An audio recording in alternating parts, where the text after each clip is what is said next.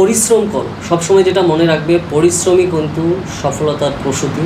তো পরিশ্রম তুমি প্রত্যেক দিন করে যাও, পরিশ্রমের কিন্তু কোনো বিকল্প হয় না। আর পারফেক্ট টাইম বলে কিন্তু কিছু হয় না যে হ্যাঁ এই পারফেক্ট টাইম আমার একদিন আসবে বা পারফেক্ট টাইমে আমি শুরু করব, তারপরে সব কিছু ঠিকঠাক হবে যাবে।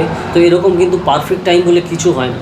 তো তোমার প্রতিদিন কাজ করতে হবে এবং সেই হিসাবে তোমার প্রচেষ্টা করা দরকার। তোমার এই রোজকার যে প্রচেষ্টা, সেইটাই তোমার কিন্তু ভবিষ্যতে তোমার অভীষ্ট লাভের জন্য কিন্তু খুবই সাহায্য করবে, বা তোমার ফিউচার তোমার স্ট্রং করতে কিন্তু সুবিধা হবে।